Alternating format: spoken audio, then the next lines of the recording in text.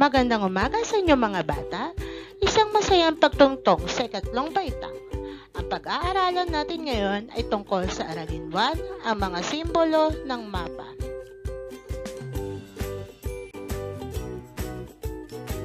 Layunin ng ating aralin na naipapaliwanag ang mga kahulugan ng mga simbolo na ginamit sa mapa sa tulong ng panuntunan, halimbawa sa mga katuwigan, kabundukan, at iba pa. Ngunit bago na tayo magtungo sa ating karalin, atin munang tulungan ng ating kaibigan na si Luisa. Si Luisa ay galing sa probinsya, kung kaya't hindi niya alam kung nasaan ang kanyang bagong paaralan. Ano kaya ang kailangan niya na makakatulong sa kanya upang makapunta sa paaralan? Magaling! Tama ang iyong sinabi na ang makakatulong sa kanya ay ang mapa. Pero mga bata, alam nyo ba ang kahulugan ng mapa? Ano nga ba ang mapa? Ang mapa ay isang representasyon sa papel ng isang lugar, kabuuan naman o bahagi lamang na nagpapakita ng kanyang pisikal na katangian, mga lungsod, kabisera, mga kalsada at iba pa. Katulad ng halimbawa ng mapa ng Pilipinas na ipinakikita rito. Saan pa natin ginagamit ang mapa? Ang mapa ay ginagamit ng tao upang mapadali ang paghahanap ng isang lugar.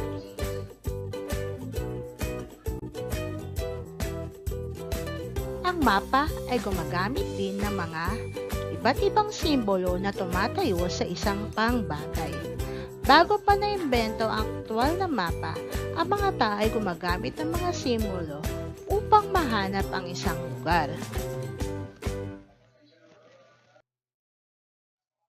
Ano ang simbolo sa mapa? Ang mga simbolo ay mga panandang ginagamit sa aktwal na mapa ay may kanya-kanyang kahulugan. Kailangan malaman at maintindihan ang bawat simbolo sa mapa upang mapadali ang paghahanap ng isang lugar o mas lalong itong makilala. Halina tayo mga bata, pag-aralan nating mabuti ang mga simbolo ng mapa. Ating isa-isahin ang mga simbolo ng mga anyong lupa.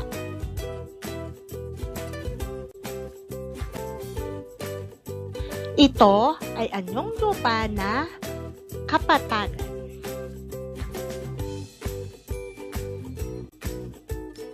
Ito naman ang sumisimbolo sa talampas.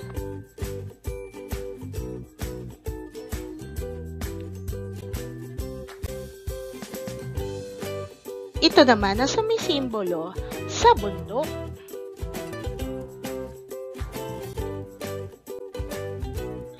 Ito naman ang sumisimbolo sa burol.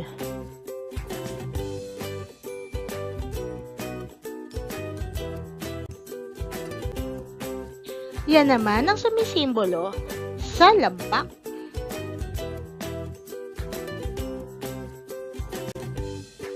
Ito naman ay mga bulubundukin.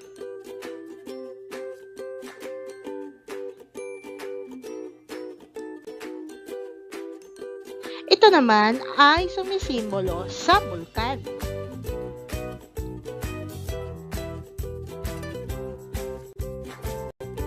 Tayo naman magtungo sa mga simbolo ng mga anyo. Ito ang sumisimbolo sa lawa.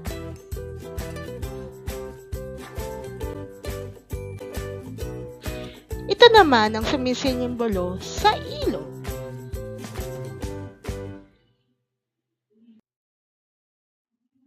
Ito naman ang representasyon ng karagatan.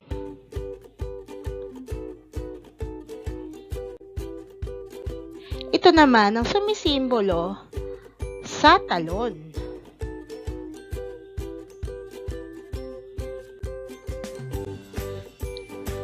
Tayo naman magtungo sa mga istruktura na matatagpuan sa ating komunidad.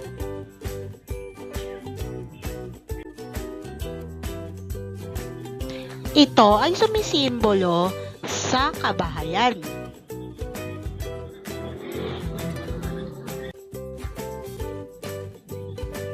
Ito naman ang representasyon ng paaralan.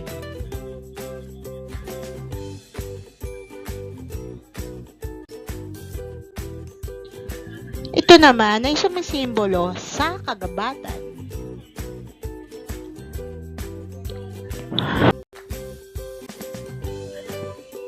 Ito naman ang sumisimbolo sa hospital.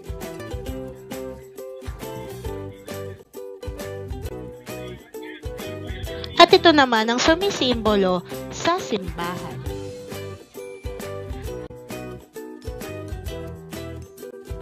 Ngayong alam nyo na ang mga sumisimbolo na makikita natin sa ating mapa, inyo namang kunin ang inyong module. Punta na tayo sa paghasa ng kaalaman.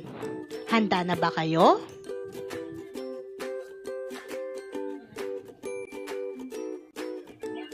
Gawain A. Hanapin sa word search puzzle ang mga sumusunod na simbolong ginamit sa mapa. Una, bundok. Pangalawa, hospital. Pangatlo, simbahan. Pang-apat, lawa. At pang-lima, bibigyan ko kayo ng 2 minuto upang inyong matapos ang inyong gawain. Maaari ninyong bilugan o lagyan ng linya ang salitang inyong nahanap.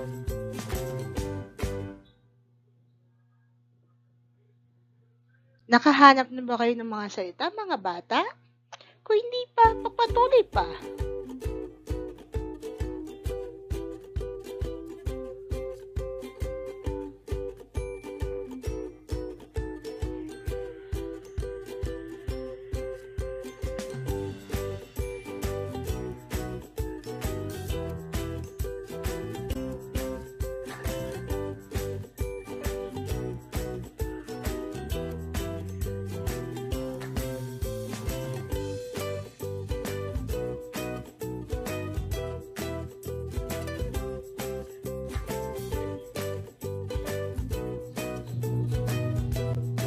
Nakita nyo na ba ang bundok, hospital, simbahan, lawa at ilog?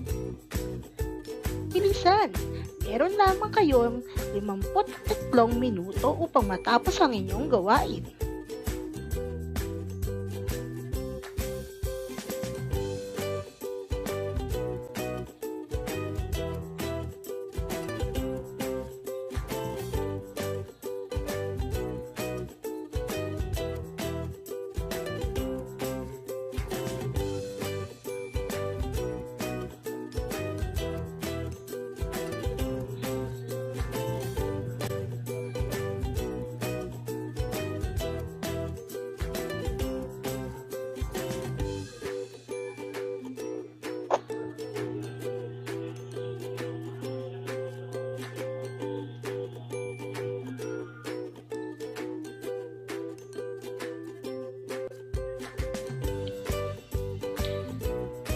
Tapos na ang ating gawain.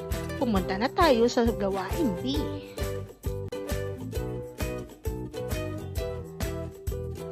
Gawain B. Pag-aralan ng mapa ng NCR. Gumuhit ng 5 simbolong ginagamit na makikita dito. Halimbawa, lungsod ng Makati. Ito ang inyong iguguhit. Ano kaya ang sinisimbolo nito? Tama, ito ay sumisimbolo sa kapatagan. Ito ang mapa ng NCR o Pambansang Punong Rehiyon. Bibigyan ko kayo ng 2 minuto upang makita ang mga simbolo na ginamit sa mga lungsod o bayan ng National Capital Region. Handa na ba kayo, mga bata?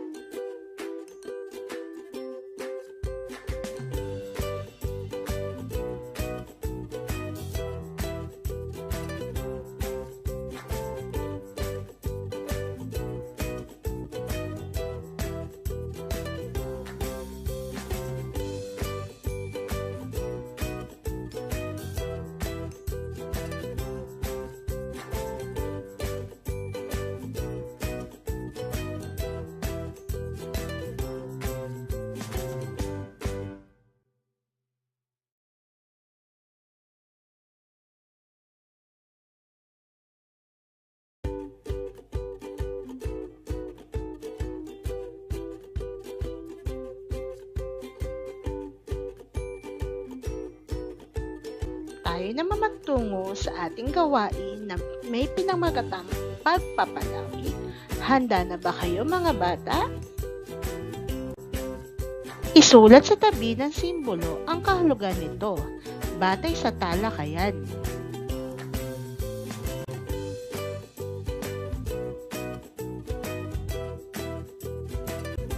Bibigyan ko kayo ng 2 minuto upang matapos ninyo ang inyong gawain.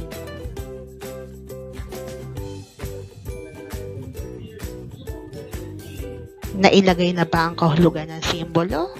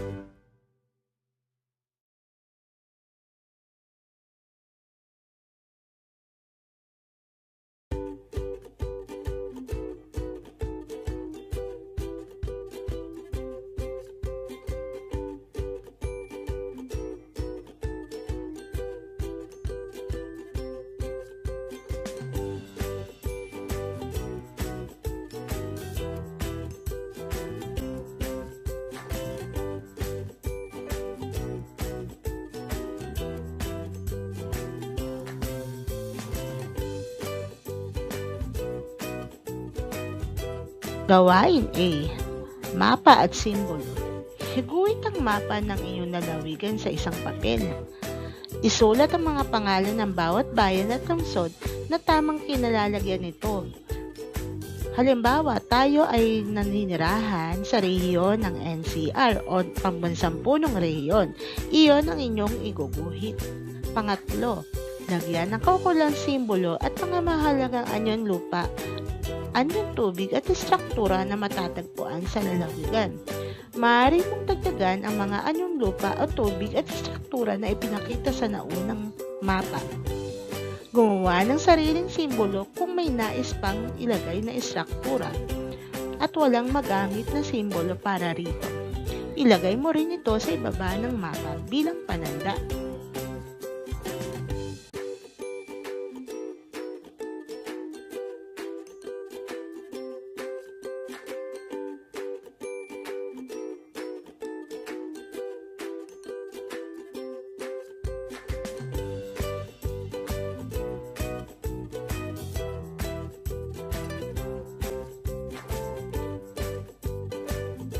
Ito ang mapa na inyong iguguhit.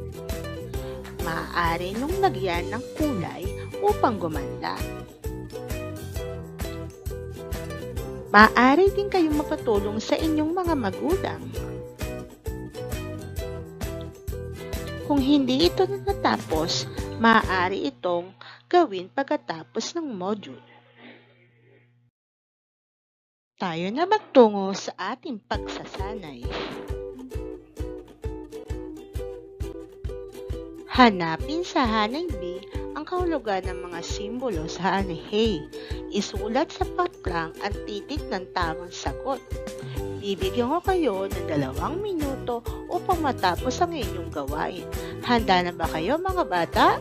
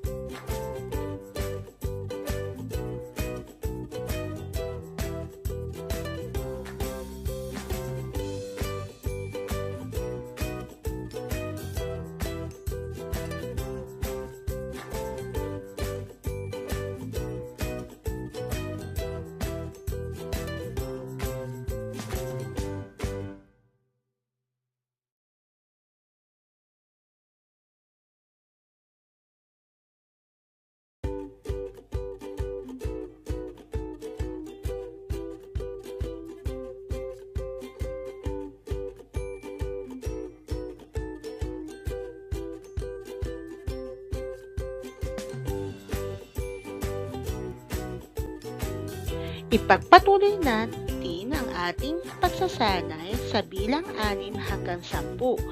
Muli ay bibigyan ko kayo ng 2 minuto upang matapos ninyo ang inyong gawain. Handa na ba kayo mga bata?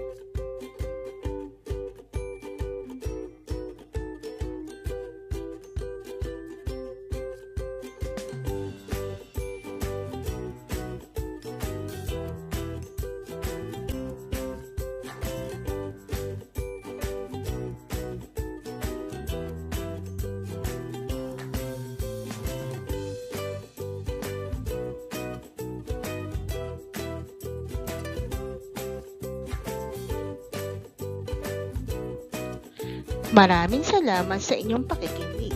Hanggang sa susunod na aralin.